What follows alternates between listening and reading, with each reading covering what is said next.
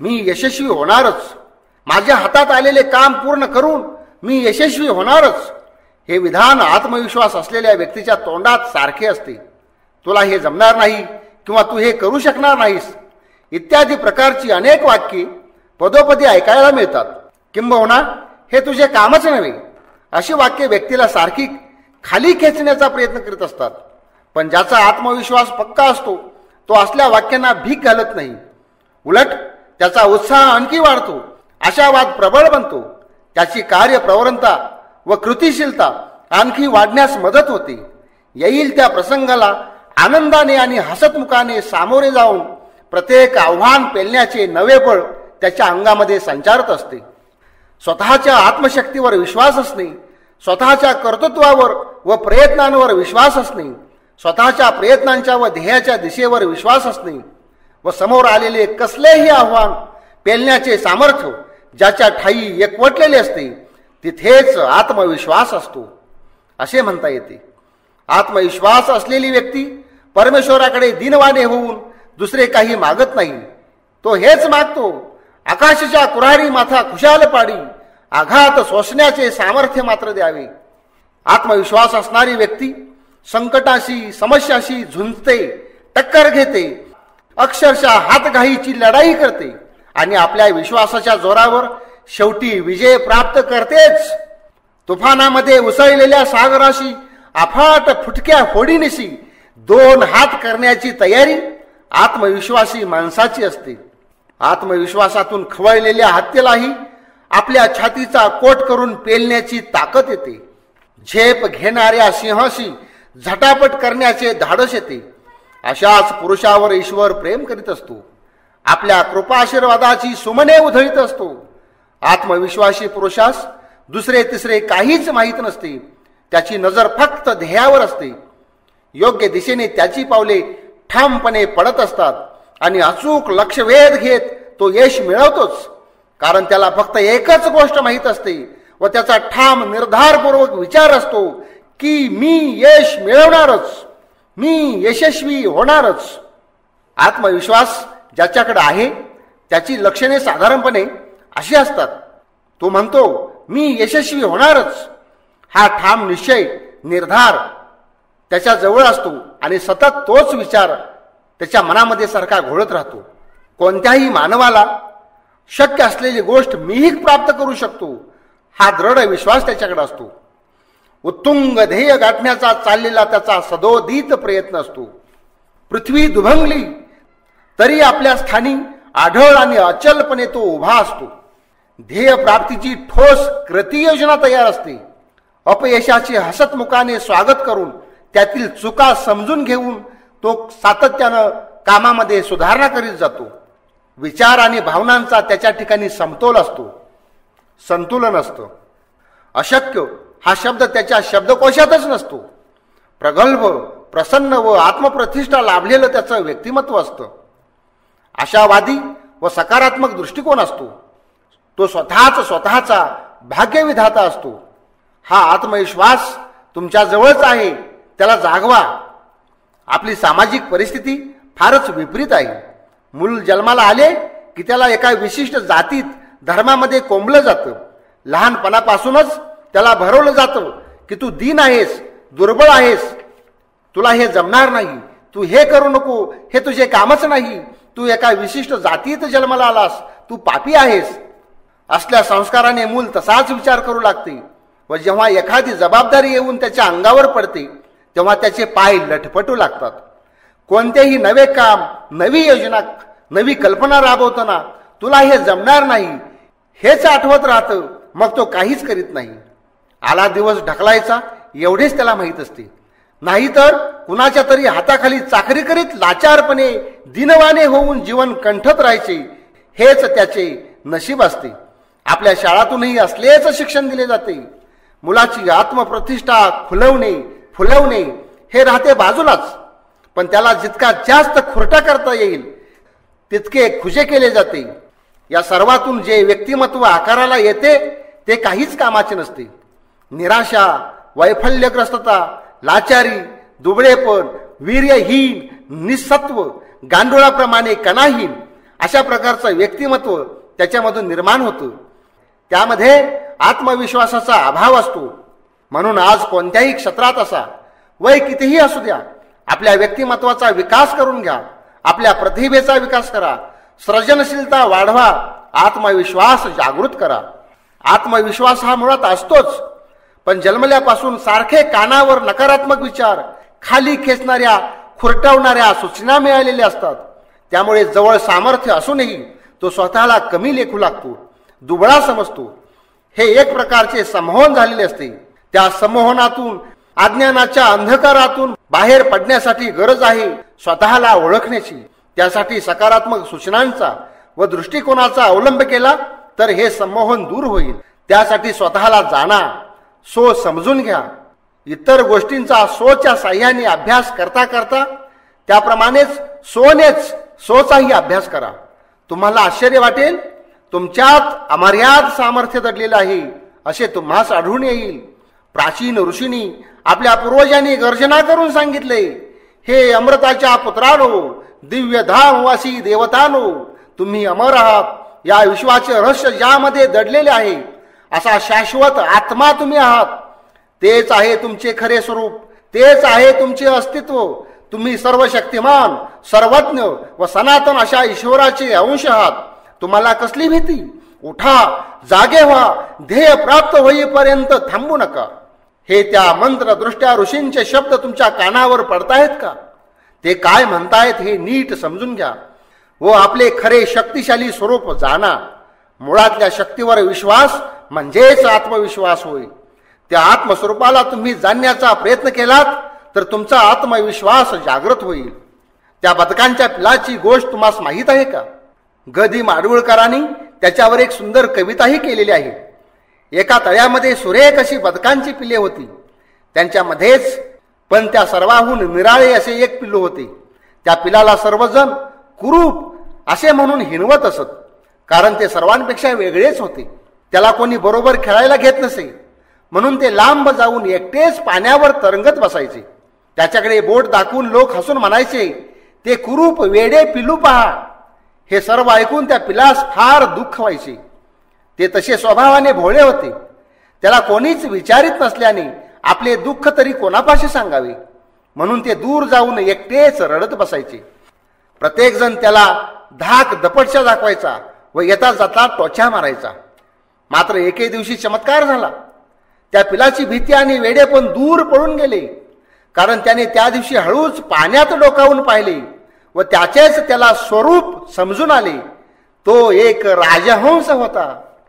त्या पिलाप्रमाणे तुम्हालाही कोणी जाता येता टोचा मारित असेल, कुरूप म्हणून हिणवत असेल, दुबळा म्हणत असेल, त्याप्रमाणे तुम्ही स्वतःला समजू नका. तुमचे खरे स्वरूप ओळखा. तुम्ही कावळ्यांच्या टोचांना घाबरू नका व स्वतःच बदकाचे पिल्लू समजू नका. तुमच्या आतमध्ये एक राजहंस दडलेला आहे. तो केवळ राजहंस नसून तो तर परमहंस आहे.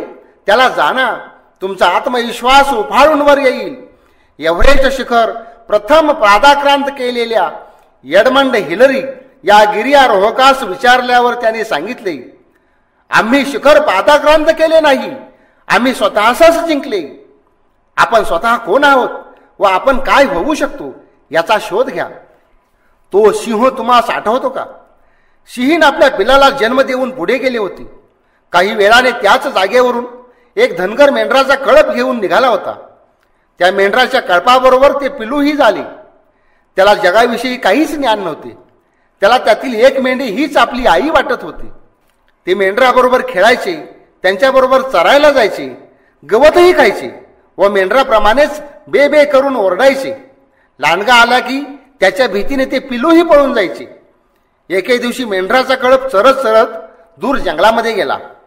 हा सिंहही आता थोडा मोठा झाला होता. ते पिलू चरता चरता थोड्या दाट झाडीत गेली. तिथे दुसरा एक सिंह बसलेला होता. त्याने पाहिले, अरे हा आपलाच भाऊबंद मेंढराच्या कळपाबरोबर राहून गवत खात आहे. हा सिंहाचा छावा. म्हणून त्याने एक डरकाळी फोडून हाक मारून बोलावून घेतले.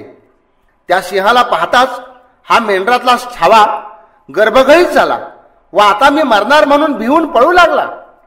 मात्र त्या जंगलातील सिंहाने झडप घालून धरला आणि त्याला सांगितले, अरे तू तर साक्षात सिंह आहेस आणि असा मेंढरात राहून गवत काय खातोस? तो म्हणे, उगीच काहीतरी सांगू नको रे, मी मेंढरूच आहे. शेवटी त्या सिंहाने त्याला धरून नदीच्या डोहाकडे नेले आणि तिथे पाण्यात त्याचे प्रतिबिंब दाखवले. पाहतो तर काय, जंगलातल्या सिंहासारखेच याचेही स्वरूप आहे. जंगलातल्या सिंहाने एक डरकाळी फोडली, मग यानेही डरकाळी फोडली. सोच्या अज्ञानामुळे म्हणजे स्वतःच्या अज्ञानाने काय होते पहा. एक सिंहाचा छावा लांडग्याच्या भीतीने जीव मुठीत घेऊन पळायचा. प्रत्येकालाच पदोपदी असे लांडगे भेटतात, त्यांना भिवून काय पळतात? तुमच्या एका डरकाळीने सगळे लांडगे अंधाऱ्या गुहेत गडप होतील. मर्दानो तुम्ही सिंह आहात, शूर वीरानो तुम्ही नरसिंह आहात. मला जमणार नाही, मी करू शकणार नाही, आता मी काय करू? अशी मेंढराप्रमाणे बे बे काय करता? मी यशस्वी होणारच अशी सिंहाप्रमाणे डरकाळी फोडून गर्जना करा.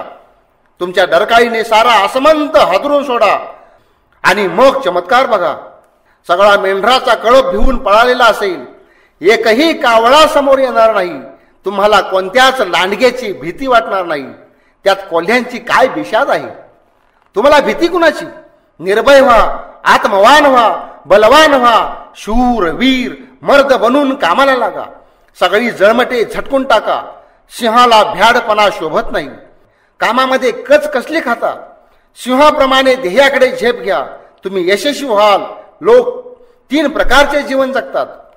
पहिल्या प्रकारच्या लोकांमध्ये जोश असतो, पॅशन असते, ध्येयाकडे सिंहाप्रमाणे झेप असते, ध्यास असतो, उर्मी असते. हेच लोक जीवनाचा पूर्णपणाने आस्वाद घेऊन आनंदाची उधळण करीत जीवन जगतात. हेच खरे जिवंतपणाचे लक्षण आहे. दुसऱ्या प्रकारचे लोक आपल्या वाटेला जसे आले आहे तसे जीवन जगतात. घाण्याला जुंपलेल्या बैलाप्रमाणे किंवा टांग्याच्या घोड्याप्रमाणे यंत्रवत जीवन जगतात. असे लोक कुणाची तरी चाकरी स्वीकारतात. यांच्यात उर्मी किंवा जोश नसतो. अगदी अस्थिपंजर होऊन मरायला टेकलेल्या वृद्धाप्रमाणे यांचे वागणे आणि बोलणे. यांचे जीवन निस्तेज व बुळबुळीत असते. तिसऱ्या प्रकारचे लोक म्हणजे मानवासारखा आकार दिसतो म्हणूनच त्यांना माणूस म्हणायचे. ते म्हणजे पुच्छ विषाणहीन साक्षात पशु अशा प्रकारचे असतात. पशु पातळीवर त्यांचे व्यवहार चालतात. तुम्ही आपले स्वरूप ओळखले की तुमचा विश्वास जागृत होईल. मग तुम्हाला कशाची भीती उरणार नाही. एक साधी युक्ती सांगतो. ज्या गोष्टीची भीती वाटते मुद्दाम म्हणून तीच गोष्ट करा. अगदी पुन्हा पुन्हा करा. थोड्याच अवधीत तुमची भीती दूर पळून जाईल. विद्यारण्यानी पंचदशी नावाचा एक ग्रंथ लिहिलेला आहे. त्या ग्रंथामधील एक गोष्ट आहे, दशम तोमसी म्हणजे 10वा तूच आहेस असा त्याचा अर्थ आहे. एकदा गुरुकुलातील 10 विद्यार्थी काहीतरी कामानिमित्ताने गावाकडे निघाले होते. जंगलातून गावामध्ये प्रवेश करण्यापूर्वी आडवी एक नदी होती आणि त्या नदीला पाणी आलेले होते. सर्वजण नदीच्या पाण्यातून पलीकडे जातात, पण बरोबर येताना 10 जण होते. मध्ये पाण्यातून एखादा वाहून तरी गेला नाही ना अशी शंका आल्याने त्यांना मोजायचे ठरवले. सर्वजण वळीने उभे राहिले व एक बाहेर येऊन त्यांनी गणना केली तर 9च भरले. दुसरा म्हणाला, तू मोजायचे चुकला असतील, तू ओळीत उभा राहा, मी मोजतो. त्याने मोजले तरी 9च भरले. अशा पद्धतीने सर्वांनी मोजले तरी 9च भरायचे. मग 10वा वाहून गेला म्हणून 10 जण शोक करू लागले. हा सर्व प्रकार शेजारून जाणाऱ्या एका माणसाने पाहिला आणि तो म्हणाला, मी तुम्हाला तुमच्यातला 10वा शोधून देतो. त्याच्याजवळ चाबूक होता. सर्वांना परत एकदा ओळीत उभे करून त्याने पहिल्यास 1 चाबकाचा फटका मारला आणि म्हणाला 1, दुसऱ्याला मारला आणि म्हणाला 2. असे करीत करीत 10व्याला शेवटचा फटका मारला आणि त्याला सांगितले, तूच तो 10वा दशम तोम अशी. आपलीही अशीच अवस्था असते.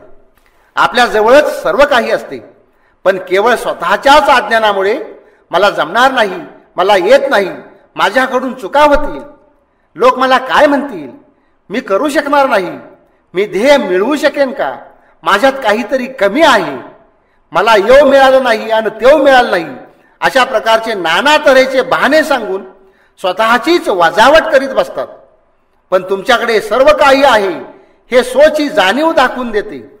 ते दाखवून देण्यासाठी चापकाच्या फटक्याचे काम आत्मविश्वास करतो. तो सांगतो, तूच तो आहेस, तूच तो 10वा आहेस. तुझ्यात सर्व काही आहे, तू आता कामाला लाग. तूच तो आहेस. उपनिषदातील एक गोष्ट आहे. उद्दालक ऋषी आपला शिष्य जो श्वेतकेतू त्याला सांगत असतात की हे श्वेतकेतो, तूच ते आहेस जे अमर, अविनाशी, सर्वांच्या आत्म्याचा आत्मा, ब्रह्मांडव्यापी, सर्वज्ञ, सर्वव्यापी, सनातन असे जे रूप आहे तेच तू आहेस. तत्त्वमसि श्वेतकेतो. उपनिषदांमध्ये तत्त्वमसि तेच तू आहेस. अयम आत्मा ब्रह्म, हा माझा आत्मा ब्रह्म आहे. अहम ब्रह्मास्मी, मीच ब्रह्म आहे. व सर्व कल्पितम ब्रह्म, खरोखर हे सर्व ब्रह्मच आहे. अशी 4 महावाक्य सांगितलेली आहेत. ती सर्व मानवी आत्म्याचाच गौरव गात आहेत. स्वतःविषयीच्या भ्रामक कल्पनांमुळे स्वतःमधील सामर्थ्य व तेज झाकले जाते. अज्ञानाने झाकोळल्याने दोरीलाच साप साप म्हणून भिवून पळून जातो. इतरांनी सांगितलेले तू दुबळ आहेस, तुला हे जमणार नाही, तू पापी आहेस, असल्या खोट्या कल्पनाच खऱ्या मानून त्या उराशी कावटाळून धरतो आणि स्वतःमधील वीर्य, सामर्थ्य, तेज, ओज तू हरवून बसतो.